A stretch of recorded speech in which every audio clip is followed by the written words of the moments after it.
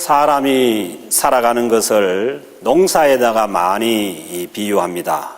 그 얘기는 제대로 심어야 하고 제대로 가꾸어야 하고 그리고 하늘로부터 햇빛이 비춰져야 되고 비가 내려야 좋은 열매를 거두게 된다는 것입니다. 열매를 맺는 그 결과가 중요하지만 씨를 뿌리고 가꾸는 과정이 반드시 있어야 한다는 평범한 진리입니다. 인생에 좋은 열매가 있으려면 잘 심고 잘 가꾸는 과정이 반드시 있어야 하는 것입니다. 잘 심고 잘 가꾸는 것도 중요합니다.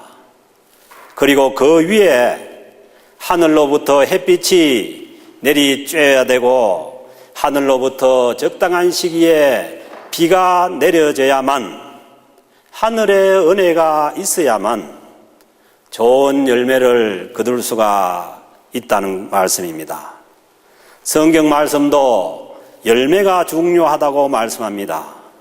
예수님께서 공생애를 시작하시면서 마태복음 7장 17절에서 이와 같이 좋은 나무마다 아름다운 열매를 맺고 못된 나무가 나쁜 열매를 맺나니 좋은 나무가 나쁜 열매를 맺을 수가 없고 못된 나무가 아름다운 열매를 맺을 수 없느니라. 아름다운 열매를 맺지 아니하는 나무마다 찍어 불에 던지느니라 라고 말씀하시면서 열매의 중요성을 말씀하고 있습니다. 그런데 좋은 열매를 맺기 위해서는 반드시 좋은 나무가 되어야 한다는 말씀입니다. 열매가 중요하지만은 바른 과정이 없이는 좋은 열매를 얻을 수가 없습니다. 현대인의 삶에, 현대 사회는 결과를 굉장히 중요시합니다. 모든 것을 업적으로 평가하고 결과로 평가합니다. 그래서 결과에 집착합니다. 그러다 보니 과정이 무시되고 과정이야 어떻게 되었든 간에 좋은 결과를 얻으려고 거기에 매달려 안간힘을 씁니다. 그러다 보니 인생을 도박처럼 생각하고 어쩌다가 한번 왕창 잘 되면은 모든 것이 해결될 수 있다는 헛된 믿음에 사로잡혀서 살아가는 경향들이 있습니다. 힘든 과정 없이 어쩌다 잘 될 확률은 거의 없습니다. 희박합니다. 설사 그렇게 되었더라도 그 인생은 절대로 잘 될 수가 없습니다. 로또 맞은 사람들, 복권 맞은 사람들이 제일 먼저 하는 게 부인 바꾸는 것부터 먼저 한다잖아요. 그러니까 노력 없이 헛된 그러한 결과가 오면은 결코 그것이 우리 인생에 유익하지 못합니다. 신앙생활도 마찬가지입니다. 어떤 사람이 그냥 과정은 무시하고 뭔 좋은 것을 얻었다면은 그게 그냥 얻어준 결과인 줄 아는데 절대로 그렇지 않습니다. 그 결과가 있기까지는 본인이 그렇게 살았든지 아니면은 그 부모님들이나 그 조상들이 그렇게 살았든지 그런 결과이지 한 번에 어떤 행운이 주어지거나 그렇지 않습니다. 그것은 불신앙적인 그러한 일입니다. 그런데 확률 없는 그러한 일에 소망을 두고 인생을 허비하는 사람들이 많습니다. 성경 말씀은 과정이 바로 되지 않고는 좋은 결과가 없다는 교훈을 말씀하고 있습니다. 예수님께서 요한복음 15장 포도나무 비유에서 포도나무 가지가 포도나무 줄기에 붙어 있지 않으면은 절대로 열매를 맺지 못한다고 말씀합니다. 좋은 포도 열매를 맺으려면은 반드시 가지가 줄기에 붙어 있는 과정이 있어야 한다는 것입니다. 오늘 주신 말씀은 성도가 어떤 삶을 살아야 하는가, 하나님의 은혜를 받고 하나님께서 인정하시는 삶을 어떻게 살게 되는지 그 과정에 대해서 주신 말씀입니다. 1절 말씀 보면은 악을 행하는 자들 때문에 불평하지 말며 불의를 행하는 자들을 시기하지 말지어다. 성도가 이 세상을 살아가는 과정 중에도 악한 자들이 있고 불의한 자들을 만나고 그들과 함께 살게 된다는 것입니다. 그러나 그 악한 자들이, 불의한 자들이 세상에서 잘 되는 것을 불평하거나 시기하지 말라고 말씀하십니다. 그들이 잘 되고 못 되는 것은 하나님께 맡기라고 합니다. 괜히 악한 자들과 불의한 자들에게 신경 쓰고 그들 때문에 불평과 시기로 시간과 노력을 낭비하지 말라는 말씀입니다. 그들이 당할 결과에 대해서는 2절에서 말씀합니다. 그들은 풀과 같이 속히 배임을 당할 것이며 푸른 채소같이 쇠잔할 것임이니라. 곡식밭에 풀이 자라면은 그 풀을 베어버립니다. 푸른 채소는 제철에만 푸르게 있지 금방 철이 지나면 시들어 말라버립니다. 그러니 일시적으로 잘 되는 것 같이 보이지만은 곧 사라져 버릴 것들이니 부러워하거나 시기하지 말라는 말씀입니다. 켈빈은 기독교 강요 1권 5장에서 이 세상에서 사악한 자들과 행악자들이 날뛰는 것을 보면서 공의의 하나님께서 이런 일을 허용하시는 것을 보면은 반드시 심판이 있고 지옥이 있다는 것을 알 수 있다고 말하고 있습니다. 이 얘기는 무슨 얘기냐 하면은 우리는 그냥 보면은 이 땅에 불의한 자들이 날뛰고 악한 자들이 번성하니까 하나님이 안 계시는 게 아니냐 그렇게 생각하잖아요. 그런데 대신학자 이 켈빈의 눈에는 그것이 반드시 심판이 있고 반드시 지옥이 있다는 것을 보여주고 있다는 거예요. 공의의 하나님을 신뢰하기 때문입니다. 우리가 공의의 하나님을 신뢰하면은 이 땅에서 어떤 악한 자들이, 행악자들이 하는 그러한 일들도 다 믿음 안에서 해석이 가능한 것입니다. 공의의 하나님을 신뢰하지 못하면은 그렇게 말합니다. 이 세상에서 왜 악한 자들이 날뛰고 선한 자들이 고난을 받고 있는지 이해되지 않습니다.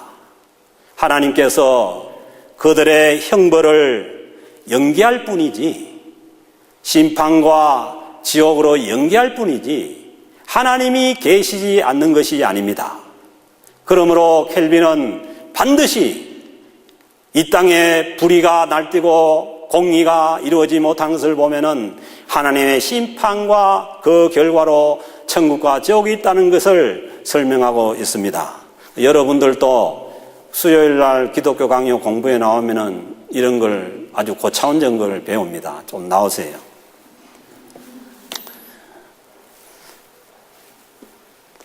3절에서는 이 세상에 악한 자들이 잘되고 불의한 자들이 승승장구하더라도 성도는 공의의 하나님을 의지하고 계속해서 선을 행하라고 말씀합니다.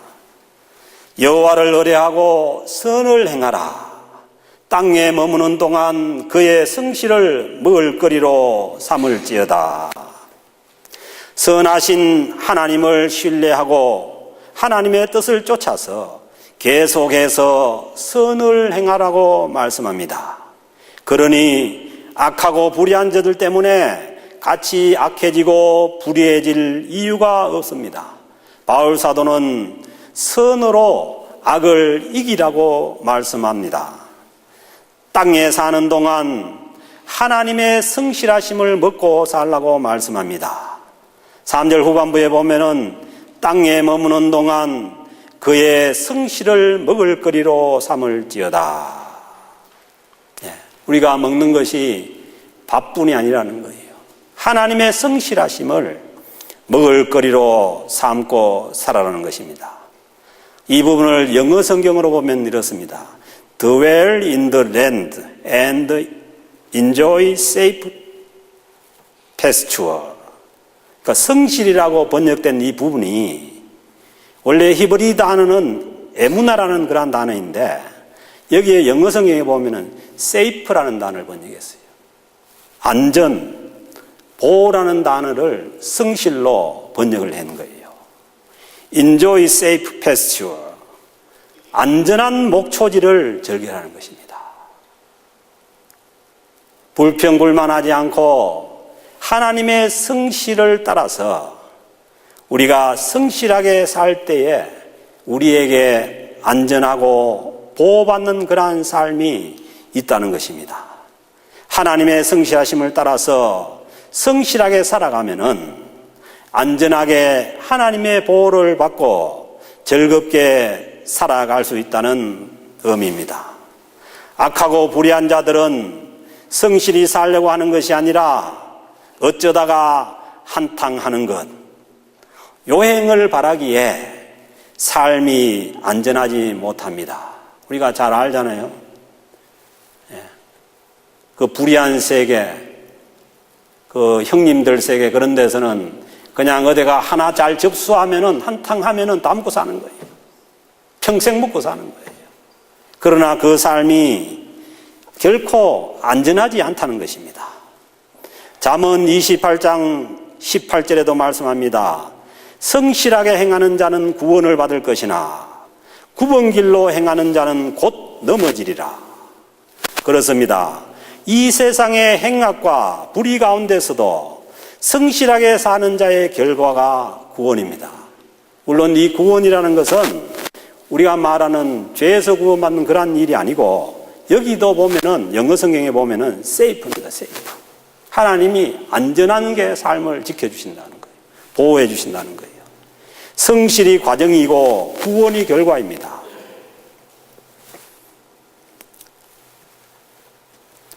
성실하게 사는 사람은 다른 사람을 향해서 불평하지 않습니다. 다른 사람을 블레임하지 않는 사람들입니다. 굽은 길로 행하는 단어가 이 화를 잘 낸다, 심술 굽다 그런 뜻입니다. 불평하고 화를 잘 내면은 갑자기 무너진다는 것입니다. 4절 말씀은 다른 사람들을 향해서 블레임하지 말고 화내지 말고 하나님을 기뻐하라고 말씀합니다. 하나님을 기뻐하지 못하는 이유가 다른 사람을 블레임하기 때문입니다. 왜 나는 어렵고 저 사람들은 행악을 하고 나쁜데 저 사람들은 잘 되고 나는 못 되느냐. 그런 마음이 있으면은 하나님을 기뻐하지 못한다는 것입니다.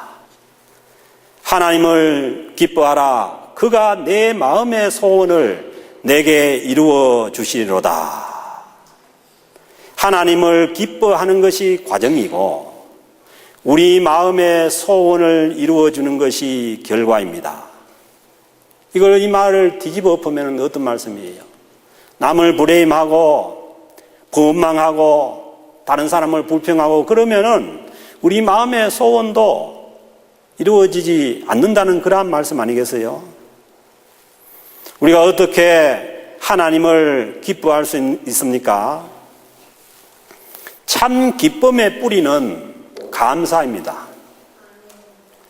감사는 어디서 나오냐 하면 하나님을 신뢰하는 데서 옵니다. 하나님을 신뢰하면은 모든 것을 감사하게 됩니다. 그러면은 하나님을 기뻐하게 되는 것입니다. 그때에 우리 마음의 소원도 이루어진다는 것입니다. 그러므로 이런 말이 있습니다. 감사는 기적의 시작이라는 것입니다. 왜? 감사로 인해서 우리가 하나님을 기뻐하기 때문입니다. 그런 저차원의 감사는 우리에게 무엇이 주어지거나 하나님이 무엇을 좋게 해줬을 때 감사하는 그런 차원의 감사가 아니고, 하나님 전체를 신뢰하게 되면은 내 삶 가운데 하나님께서 역사하시는 모든 것에 대해서 다 감사할 수가 있다는 것이죠. 그러므로 우리는 늘 하나님이 주신 것을 감사하는 것이 아니고, 하나님이 우리에게 주신 것을 기뻐하는 것이 아니라 하나님 당신을 우리가 기뻐하면서 감사하면서 살아갈 때에 하나님께서 우리의 마음의 소원을 이루어 주신다고 그렇게 말씀하고 있습니다. 누구나 다 대학을 마치고 학교를 마치면은 직장을 얻는 것이 우리 마음의 소원입니다. 제가 아는 청년을 제가 지난주에 만나서 얘기를 했는데, 그 청년이 졸업을 하고 나서 1년 만에 취직을 했는데, 내가 이 말을 듣고 정말 놀랐어요. 그 청년이 1년 동안 이력서를 낸 데가 몇 군데냐? 273군데. 놀라지도 않네요. 거의 매일 냈다는 거예요. 거의 매일.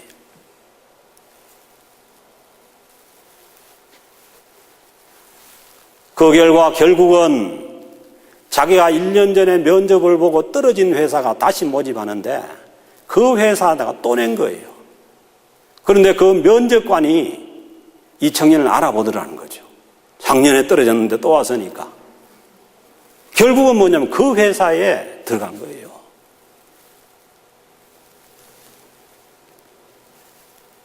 그런데 제가 그 청년을 평소에도 지켜보면서 참 배울 게 많다. 엔간하면 저 정도 되면 짜증도 낼 만하고 그 얼굴에 웃음도 잃어버릴 만한데 그래도 늠름한 거예요. 만나면은 얘기도 잘하고.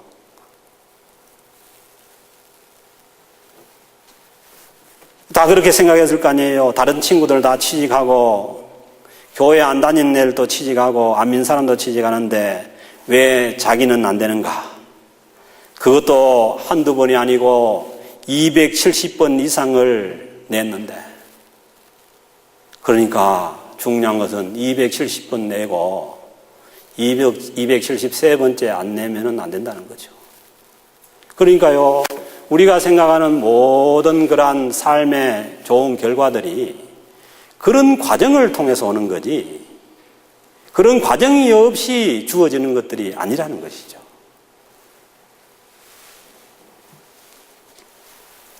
270번의 과정이 있었기에 273번째 합격이라는 결과가 있는 것입니다.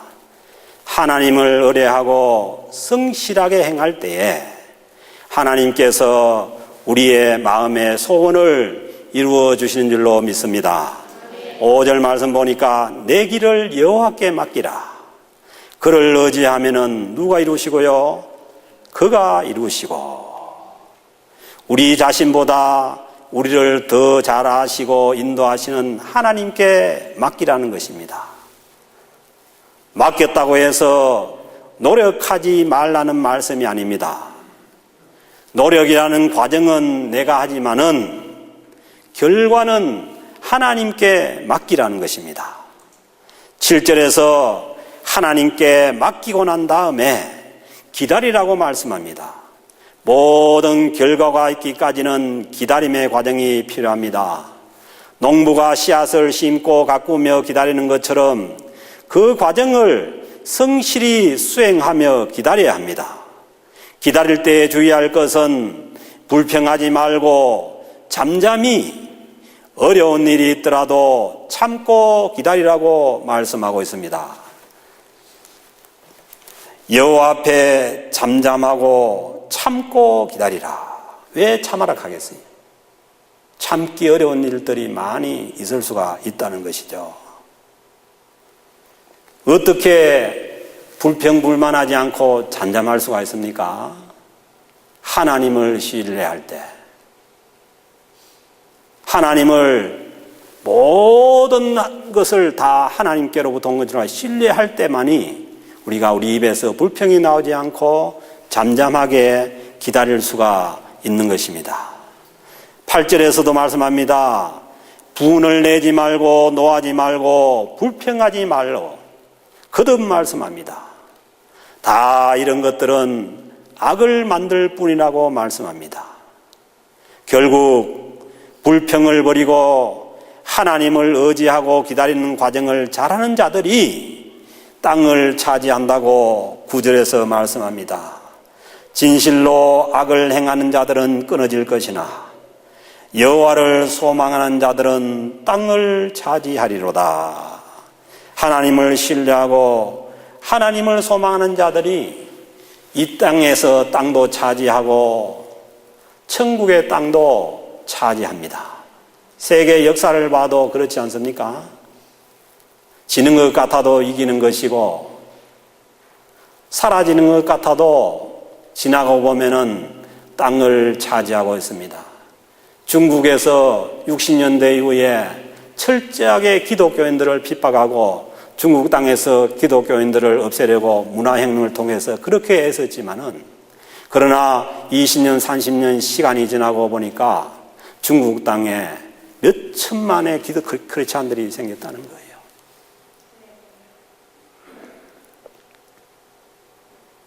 하나님을 소망하고 하나님을 바랄 때에 우리가 이 땅에서도 땅을 차지하고 살지만은 그렇잖아요. 캐나다 땅도 뭐 결국 믿는 사람들이 차지한 땅 아닙니까? 미국 땅도 그렇고. 그러나 그보다 더 궁극적인 것은 하늘나라에서 천국도 결국은 뭐냐 하면은 땅의 비유입니다. 그 천국을 차지하고 살아가는 그러한 역사가 있을 줄로 믿습니다. 구약의 욥기는 무엇을 말씀합니까? 구약의 욥기의 주제는 하나입니다. 욥이 하나님을 무조건적으로 무한하게 신뢰한 것이죠. 자식이 없어지고 가진 것이 없어지고 친구들이 와서 욕을 하고 부인이 저주를 하고 떠나가고 했지만은 그러나 욥은 무조건적으로 하나님을 신뢰한 결과 나중에 모든 삶의 회복이 있었던 것이죠. 모든 것은 과정이 있고 결과가 있는 것입니다. 예수님도 마찬가지입니다. 주님께서 고난받는 그 십자가라는 어려운 과정이 있었기에 부활의 승리의 열매가 있었던 것입니다. 사순절 다섯 번째 주일을 맞아서 우리가 주님을 묵상하면서 주님께서 자기를 향해서 비판하고 배신하고 거절하는 그들 사이에서 불평불만하지 않고 주님이 불평불만하지 않았다는 것은 철저하게 아버지 하나님을 바라봤기 때문입니다. 아버지께서 일하시니 나도 일한다. 하나님만 바라본 거죠. 그 아버지 하나님을 의지하고 십자가에 죽기까지 자기의 길을 가신 그 주님을 묵상하시기 바랍니다. 고통스러운 십자가의 죽음을 당하면서도 보세요. 신앙은 마지막은 무한 신뢰입니다. 하나님을 무조건적으로 신뢰할 수밖에 없어요.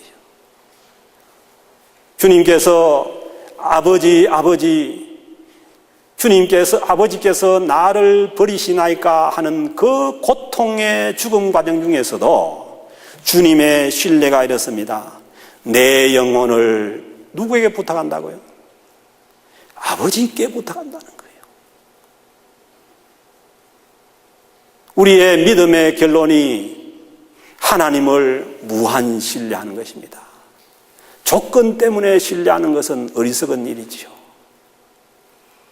결국 우리의 삶이라는 것은 마지막으로 하나님을 무한 신뢰할 수밖에 없는 그러한 삶인 것입니다.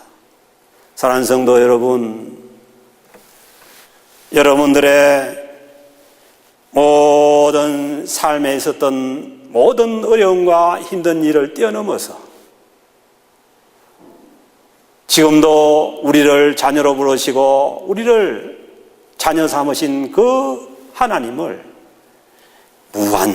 무조건적으로 신뢰할 수 있는 믿음으로 나아갈 수 있기를 바랍니다.